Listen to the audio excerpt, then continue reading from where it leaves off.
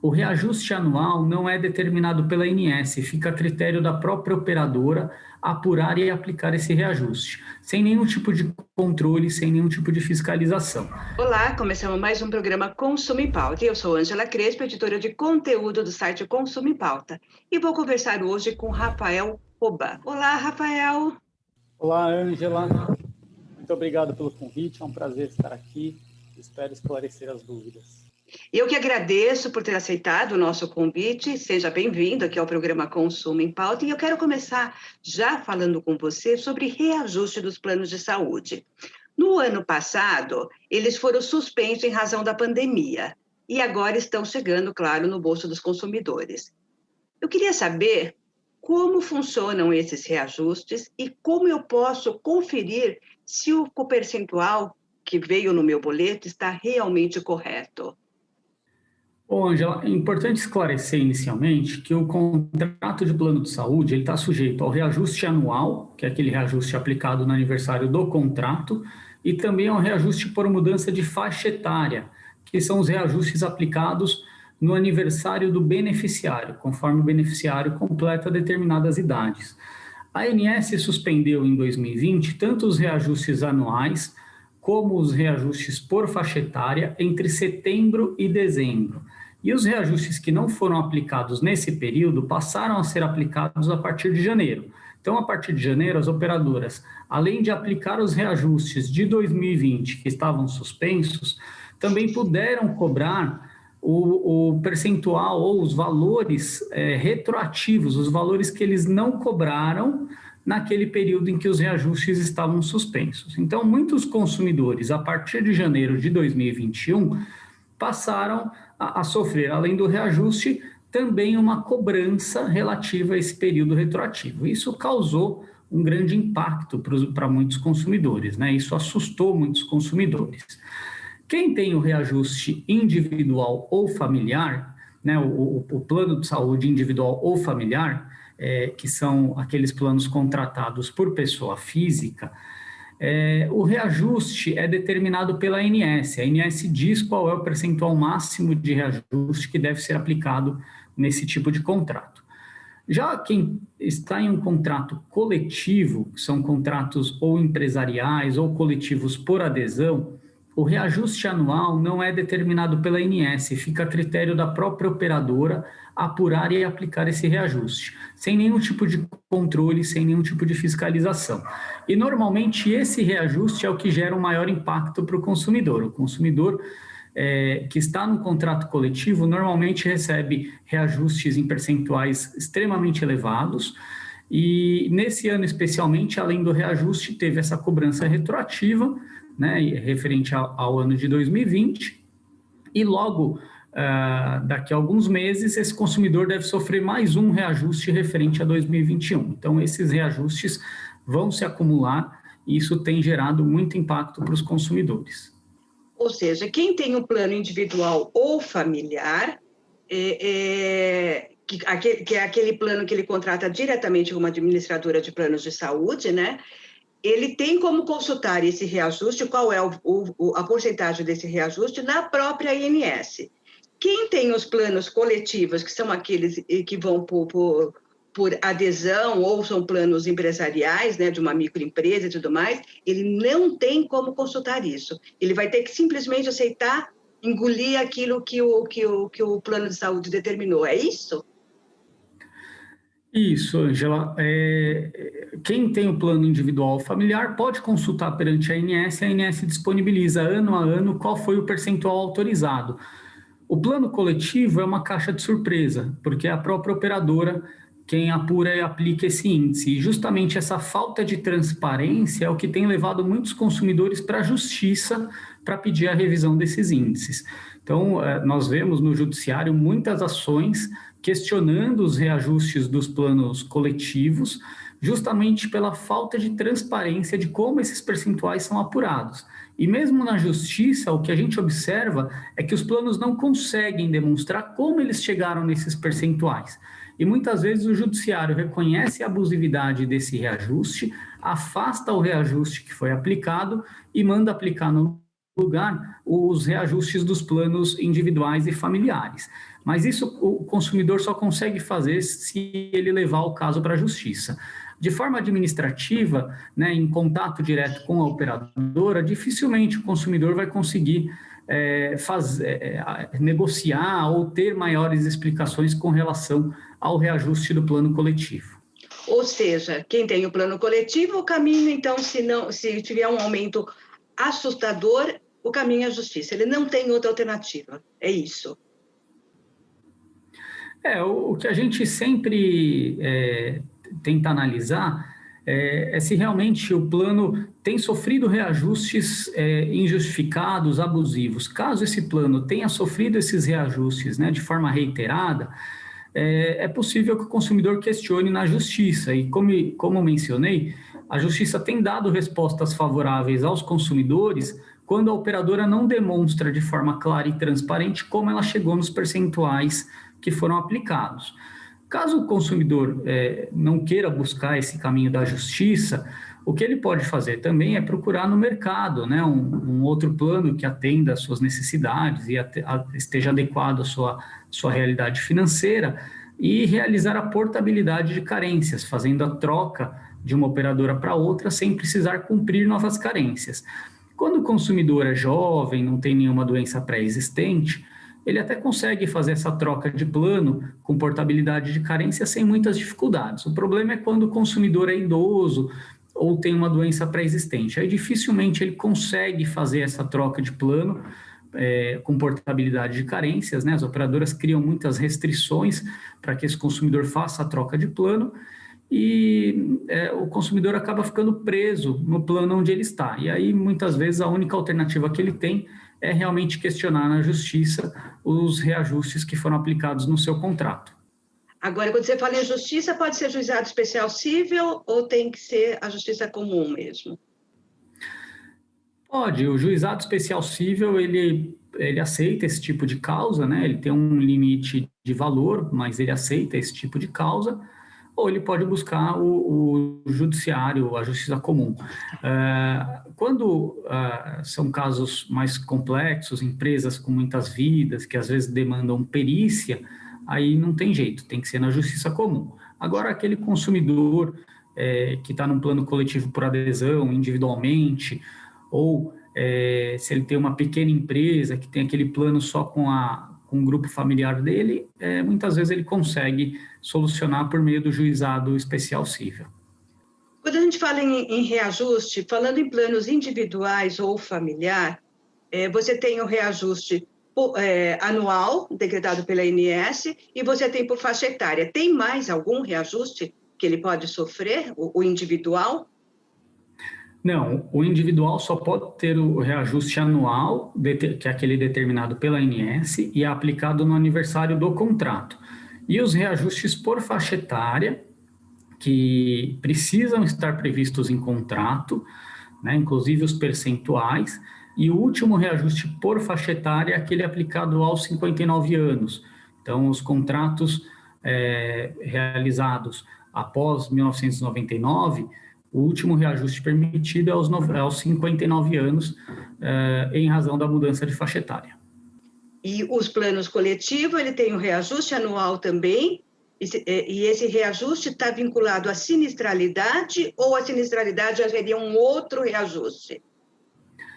Esse reajuste anual, que é aplicado no contrato empresarial ou no contrato coletivo por adesão, ele já contempla a inflação e a sinistralidade, né? O que a ANS diz é que esse reajuste tem que ser aplicado com a periodicidade mínima de 12 meses, ou seja, tem que ser uma vez ao ano, no aniversário do contrato, e aí nesse reajuste, é um percentual único, a operadora já contempla tanto a inflação como também a sinistralidade. O problema é que o reajuste normalmente é aplicado em um único índice, o consumidor só recebe a informação de que o índice que vai ser aplicado em seu contrato é o índice determinado pela operadora, sem saber ao menos quanto ali representa a sinistralidade e quanto representa a inflação, né? E os dois critérios para apuração desse reajuste, tanto a sinistralidade como a inflação, não tem nenhum parâmetro. É a operadora que adota o parâmetro, o critério,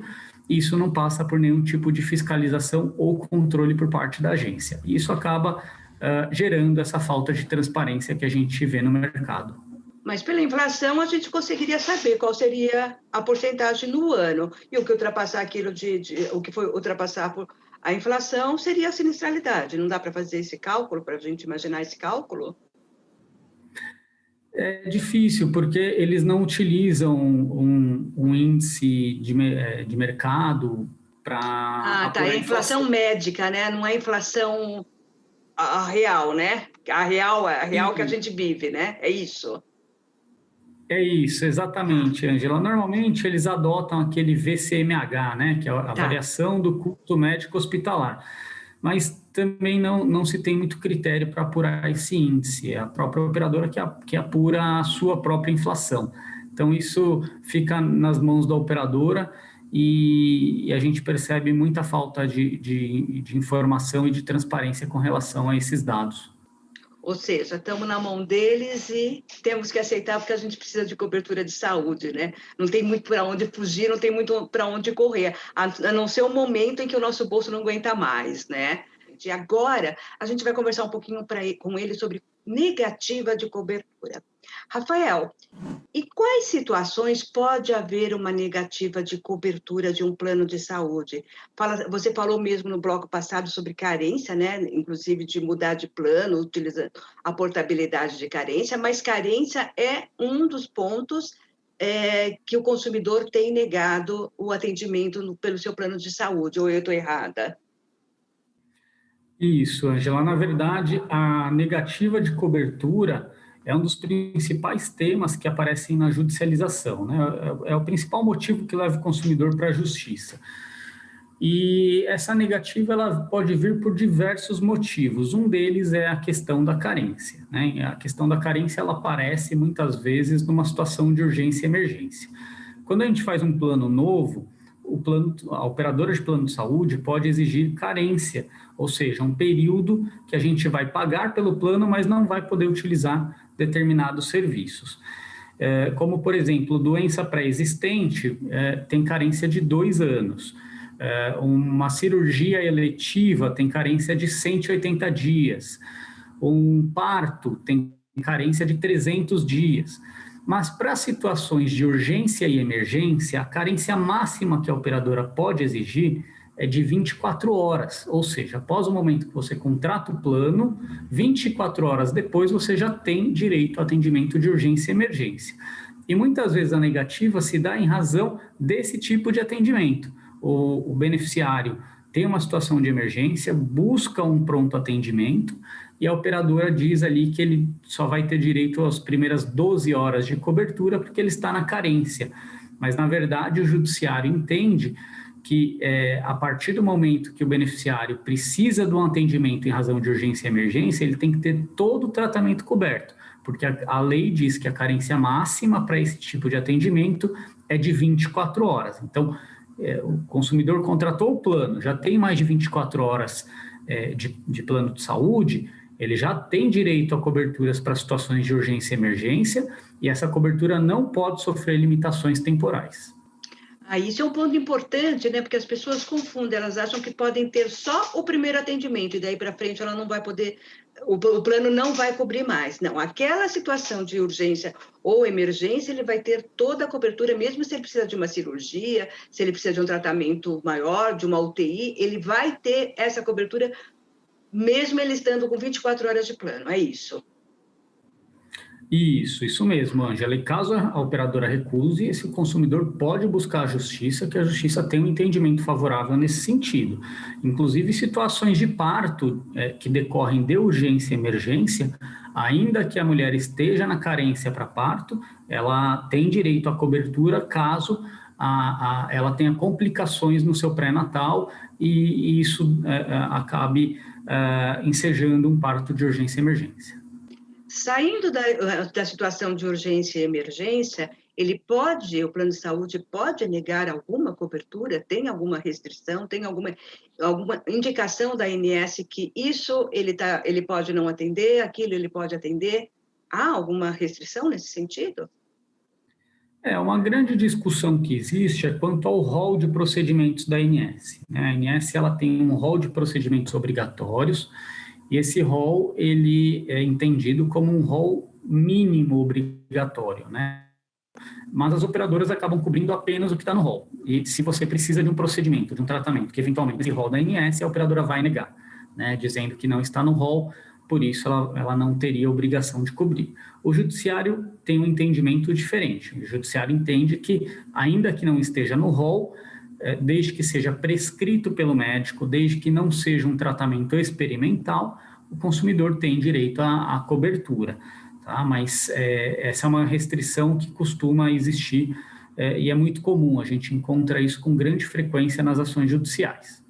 Então, uma dica para quem vai contratar um plano de saúde, seja coletivo ou individual, é olhar o rol de procedimentos, primeiro, da ANS, para ver quais são as coberturas, para ele ter ciência de quais são as coberturas que ele vai ter. Isso pode ser fundamental, não? Ângela, é importante, de fato, mas é muito difícil o consumidor conseguir, olhando o rol da ANS, ter ideia do alcance daquilo, né? O rol da ANS é algo muito extenso, vários procedimentos, e às vezes o procedimento está no rol, mas não para todas as doenças, só para algumas doenças. E aí, muitas vezes, existem diretrizes de utilização para aquele procedimento. Então, o procedimento só teria que ser coberto se for para uma determinada doença em um determinado estágio. Então, quer dizer, para o consumidor ter noção do que vai ser ou não coberto olhando o rol é muito difícil, né? Um consumidor comum não consegue ter esse tipo de... não consegue fazer esse tipo de análise e ele acaba, na verdade, sendo surpreendido no momento em que ele precisa, né? No momento que ele necessita, que ele está doente, precisa de um atendimento médico, o médico prescreve para ele um tratamento, ele acaba sendo surpreendido com a informação de que aquele procedimento não está no rol. Ou seja, por exemplo... A gente compra no escuro, então, a gente contrata no escuro. É verdade, é verdade. O consumidor, nesses casos, acaba sendo surpreendido no momento em que ele está ali doente, precisando de um tratamento. É isso que a gente costuma ver. Isso acontece também com relação a medicamentos, né? Às vezes os medicamentos são registrados na Anvisa para determinadas doenças, mas a medicina, a gente sabe, ela evolui a cada dia e muitas vezes os estudos mostram que aquele medicamento não serve só para aquela doença, serve para outras doenças. Mas aí o plano nega, dizendo que aquele medicamento está sendo prescrito para uma doença diferente da que está na bula, né? Eles chamam de utilização off-label do medicamento. Isso também esse tipo de negativa também é algo muito comum. Mas como que o consumidor, no momento de contratar um plano, vai ter que conhecer todos os procedimentos que estão no rol, com todas as diretrizes de utilização, com todas as informações que decorrem daqueles procedimentos, conhecer os medicamentos que estão registrados na Anvisa e para quais doenças eles estão registrados. Então, quer dizer, é exigido do consumidor um esforço impossível de se alcançar, né? Então, o que acontece é que esse consumidor acaba descobrindo essas restrições quando está doente, quando precisa de um tratamento, e aí o que cabe a ele, muitas vezes, é se socorrer da justiça, porque são tratamentos normalmente de alto custo, né? Muitas vezes o consumidor não tem como custear esse tratamento, e ele acaba buscando a justiça para conseguir se submeter àquele tratamento. Tá, ou seja, a transparência é quase zero, né? A transparência da informação exigida pelo Código de Defesa do Consumidor nessa relação de consumo de planos de saúde, eu percebo que a gente fica quase no zero, né? É assustador isso, né? Agora, ainda falando sobre negativa de cobertura, falta de pagamento ou atraso no pagamento do plano de saúde pode gerar uma negativa de cobertura, e a partir de que momento isso gera a partir de quanto tempo de atraso isso gera uma negativa? Essa é uma questão também que normalmente gera muitas dúvidas para os consumidores, né? A lei diz que nos planos individuais e familiares, o plano só pode ser cancelado após 60 dias de inadimplência, mas o consumidor ele precisa ser notificado pela operadora até o 50º dia, informando que ele está inadimplente, e aí ele teria, então, 10 dias para quitar essa dívida e não ter nenhum tipo de restrição no seu atendimento. Tá? Então, é isso que a lei diz com relação aos planos individuais e familiares. Com relação aos planos coletivos, a lei é omissa, e aí isso fica a critério do que está em cada contrato. Na prática de mercado, a gente vê que muitas operadoras colocam ali no contrato que após 10, 20 dias de atraso, o consumidor já tem o plano suspenso, ou seja, ele para de ter atendimento pelo plano de saúde, e aí após 60 dias de atraso, esse plano é cancelado, né? Então, essa é a prática mais comum de mercado que a gente vê. Mas o judiciário entende que o plano, ainda que seja coletivo, ele não pode ser cancelado sem que a operadora tenha previamente notificado o consumidor com 10 dias de antecedência, dando a ele a oportunidade de quitar a dívida e não ter suspensão no seu atendimento, né? Então, isso vale tanto para o cancelamento como também para a suspensão de atendimento. Então, se a operadora quer suspender um atendimento ou cancelar o contrato em razão da inadimplência, obrigatoriamente ela tem que encaminhar uma notificação para o consumidor 10 dias antes, dizendo que ele está inadimplente e ele precisa quitar essa dívida, caso contrário, o plano dele vai sofrer ou restrição de atendimento ou vai ser cancelado, caso essa inadimplência supere os 60 dias. E, Rafael, no bloco anterior, você já começou a falar sobre cancelamento de planos de saúde, e você tocou aí num ponto dos 60 dias, né? 60 dias de atraso, a operadora, tanto de plano individual familiar quanto de coletivo, pode cancelar aquela adesão, aquele plano de saúde. Agora, tem um detalhe aí nesses 60 dias que é muito pouco dito, né? Esses 60 dias não necessariamente são corridos, né? Ou seja, se nesse mês eu atrasei 10 dias, no mês que vem eu atrasei 20, no outro... A soma desses dias, a cada mês que eu atraso, chegando a 60, eu já entro nessa regra de cancelamento. Eu estou errado ou é isso mesmo?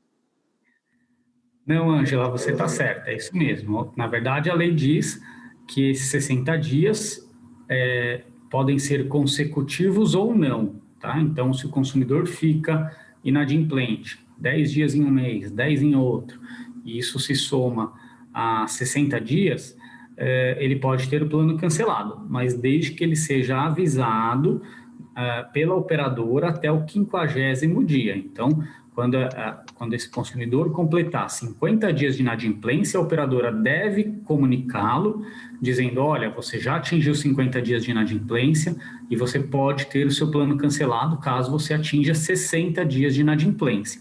E esses 60 dias não consecutivos precisam ser nos últimos 12 meses, né? Então, também o consumidor não precisa ficar assustado, porque, eu fiquei inadimplente dois anos atrás, tudo bem, já zerou. A cada 12 meses, então, ele começa a contar novamente, né? Então, essa regra é sempre nos últimos 12 meses, ele tem que ficar inadimplente por mais de 60 dias para ter o plano cancelado, e tem que ser avisado até o 50º dia pela operadora. E esse aviso tem que ser um aviso específico sobre esse assunto. Não basta a operadora colocar uma informação pequenininha no boleto.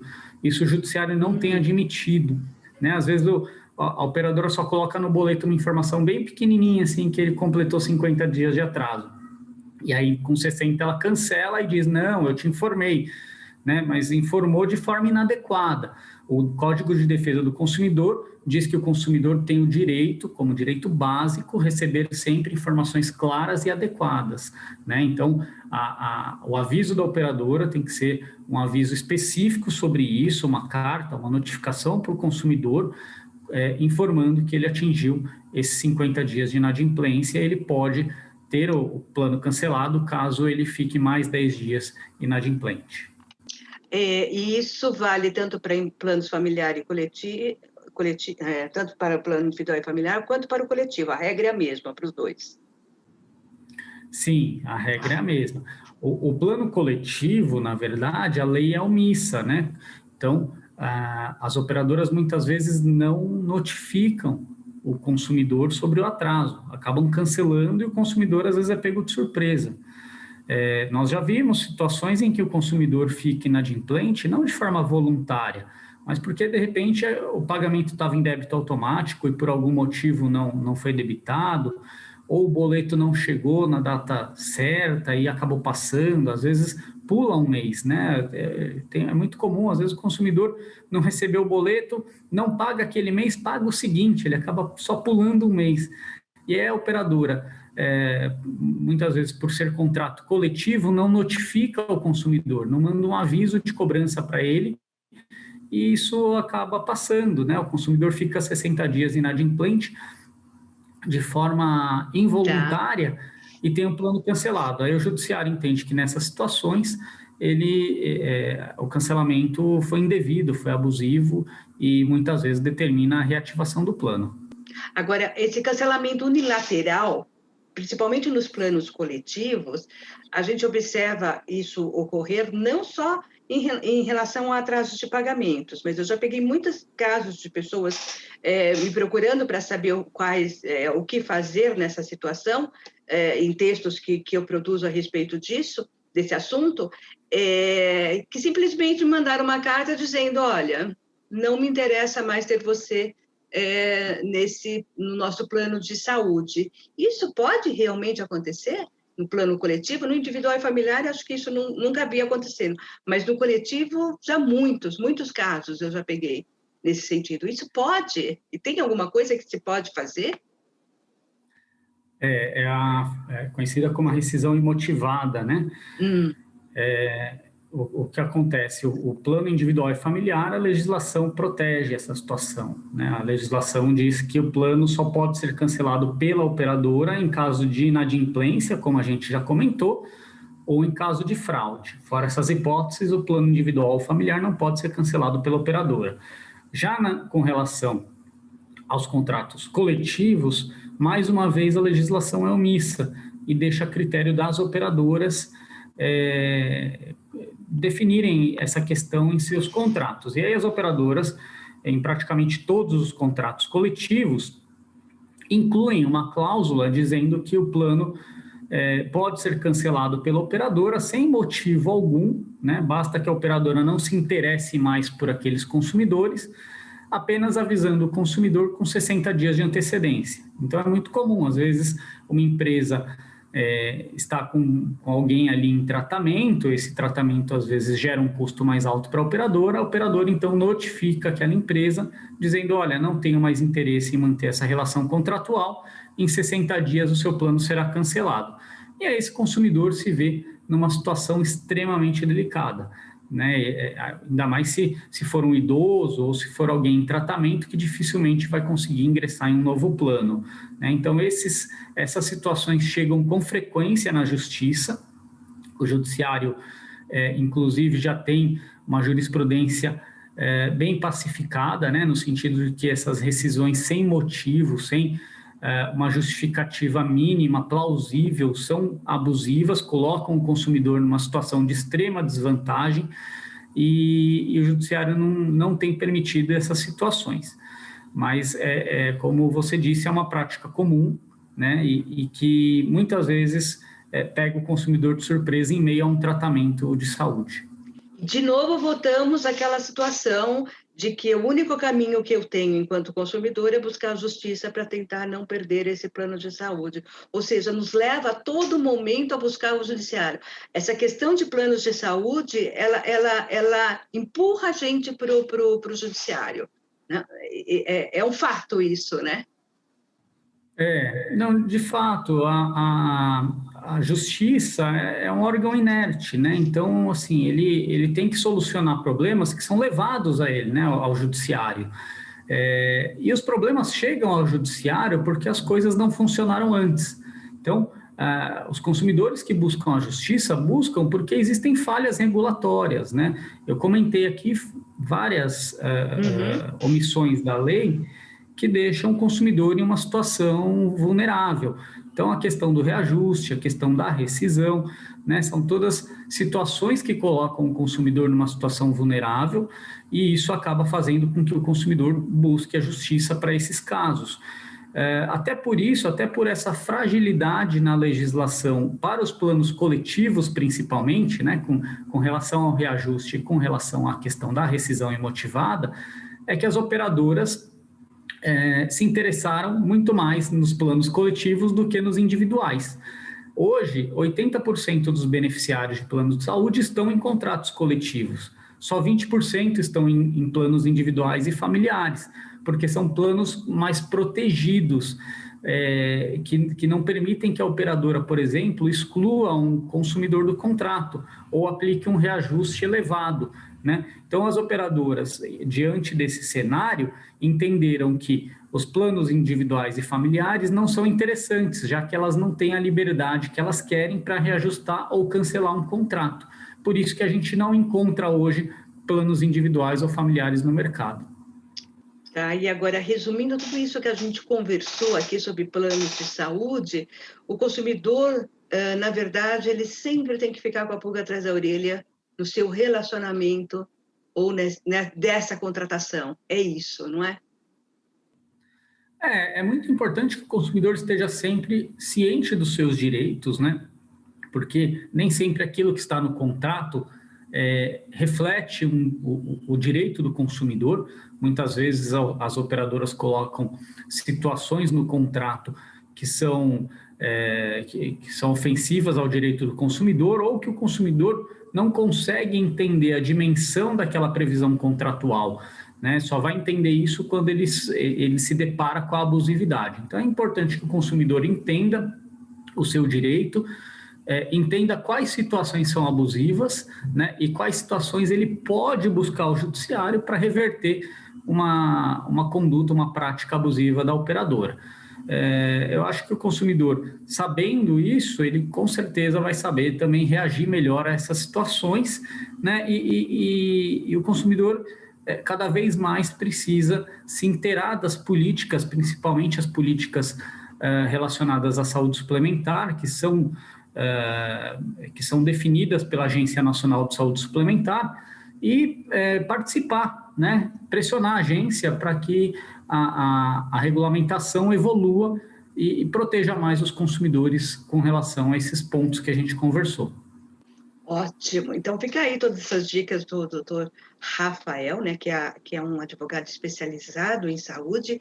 E, Rafael, eu agradeço muito as tuas colocações, as tuas explicações aqui. Acho que elas são super úteis para a gente poder levar informação para o cidadão, para que ele possa realmente conhecer seus direitos e fazer valer os seus direitos, inclusive nas suas relações de consumo de saúde, né? Muito obrigada por participar do nosso programa, da nossa entrevista.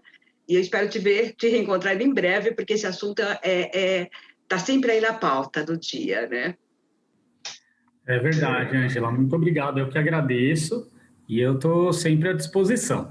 Sempre que precisar, contem comigo.